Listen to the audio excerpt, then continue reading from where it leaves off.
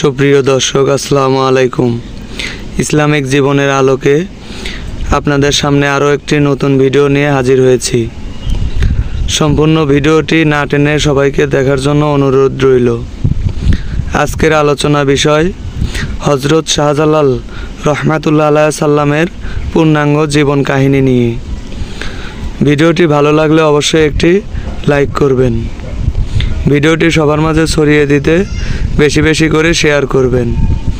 চ্যানেলে যারা নতুন আছেন অবশ্যই চ্যানেলটি সাবস্ক্রাইব করে পাশে থাকা বেল বাটনটি বাজিয়ে অন করে রাখবেন।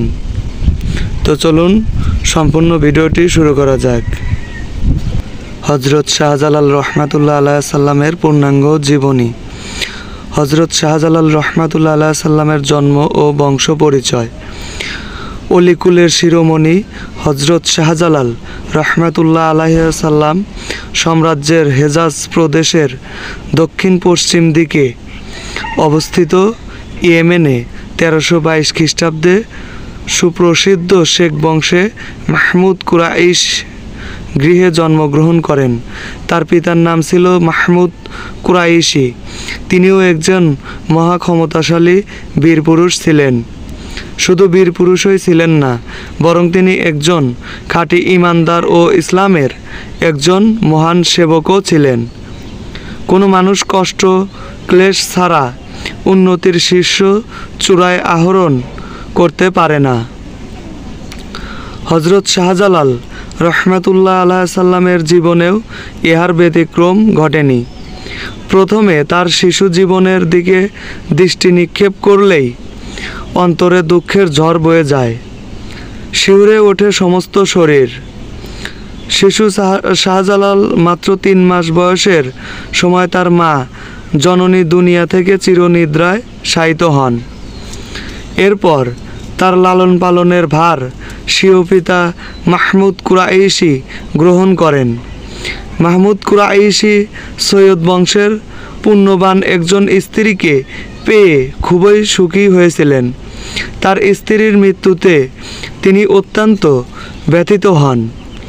হযরত শাহজালাল তিনি আর অন্য কোনো নারীকে গ্রহণ না করে বাকি জীবন সঙ্গীহীন অবস্থায় কাটিয়েছেন। বর্তমানেও দেখা যায় কোনো মলে গৃহিণী না থাকলে সংসার চালাতে হয়। তাই তো হযরত শাহজালালের মা জননী মারা যাওয়ার পর পিতা মাহমুদ কুরাইশি খুব কষ্ট করেই সংসার চালাতেন এবং শাহজালালকে লালন পালন করতেন। অন্যদিকে বীর মাহমুদ কুরাইশি ইসলাম প্রচারের জন্য অসংখ্য যুদ্ধ করেছেন এবং প্রত্যেকটি যুদ্ধে তিনি জয়লাভ করেছেন। অন্যদিকে তিনি ধন সম্পদেও ছিলেন প্রাচুর্যশীল, কিন্তু তিনি ধন সম্পদের উপর কখনো আসক্ত হননি। ইসলাম প্রচারের যুদ্ধ করেই তিনি জীবন কাটিয়েছেন। এদিকে আস্তে আস্তে শাহজালালের জীবনেও নেমে আসে শোকের তুফান, কারণ পিতার স্নেহ বেশি দিন তার ভাগ্যে জোটেনি। মা জননীর মৃত্যুর কিছুদিন পরে দেশের সীমান্তে যখন মুসলমানদের সঙ্গে বিধর্মীদের বিরাট যুদ্ধ শুরু হয়, সে যুদ্ধে তখন বীর যোদ্ধা মাহমুদ কুরাইশির ডাক পড়ে যায়। যখন মাহমুদ এই যুদ্ধের সংবাদ পেলেন, তখনই তার মন চিন্তিত হয়ে পড়ল। না জানি যুদ্ধ থেকে আর ফিরে নাও আসতে পারি। অপরদিকে শিশু শাহজালালের কথাও ভাবতে লাগলেন যে আমি যদি এ যুদ্ধ থেকে ফিরে আসতে না পারি, তখন মাতৃহারা শিশু শাহজালালের অবস্থাটা কি হবে। অন্যদিকে যুদ্ধেও যেতে মন চায়। তখন তিনি উভয় সংকটে পড়ে গেলেন। সে যাই হোক, তিনি ঈমানি শক্তিতে ছিলেন শক্তিমান। আল্লাহর ওপর ছিল তার অগাধ বিশ্বাস।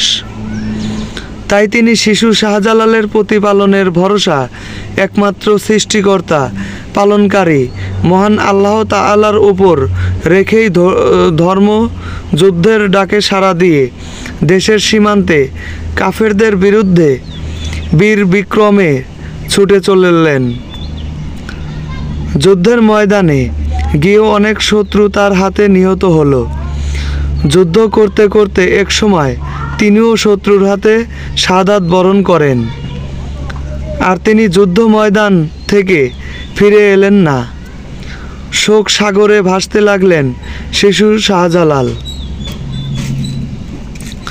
এবার তিনি এ ধারায় এতিম হয়ে গেলেন। আল্লাহর লীলা বুঝাবার শক্তি কার আছে? তিনি নদীর মাঝে পাহাড় গড়েন, আবার পাহাড় ভেঙে নদী করেন। যেমন কোনো মানুষ কষ্ট ব্যতি রেখে আল্লাহর নৈকট্য লাভ করতে পারেন না, সেই কষ্টের নমুনা নেমে আসতে লাগলো ইয়াতিম শাহজালাল এর জীবনে।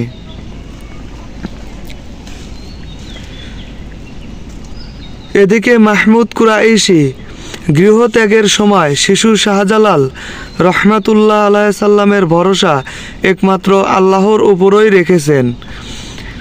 আল্লাহ তেমনি অসহায় শাহজালালকে তার মাতুলের মাধ্যমে আরাম আয়াস ও সুখের মধ্যেই লালন পালন করিয়েছেন। একথা সর্ববিদিত যে ব্যক্তি আল্লাহকে আপন করে নিয়েছেন, তেমনি আল্লাহ তাকে সেইভাবে আপন করে নেন। এই সুযোগই অসহায় শাহজালাল তা মামার সংসারে খুব সুখেই প্রতিপালিত হন। তার পিতা শহীদ হবার পর তার মামা সৈয়দ কবির আহমদ অসহায় ভাগিনাটির লালন পালনের ভার গ্রহণ করেন। হজরত শাহজালাল রহমাতুল্লাহ আলাইহি সাল্লাম তার মামার সংসারে গিয়ে উচ্চ শিক্ষায় শিক্ষিত হতে লাগলেন। সাথে সাথে ইবাদত বন্দেগীর মাধ্যমে আল্লাহর নৈকট্য লাভ করলেন। তিনি তার জীবনকে ধর্ম প্রচারের জন্য বিলীন করে দিয়েছিলেন। সুবহানাল্লাহ। যারা ভিডিওটি এতক্ষণ ধৈর্য সহকারে দেখলেন বা শুনলেন, তাদেরকে অসংখ্য অসংখ্য ধন্যবাদ।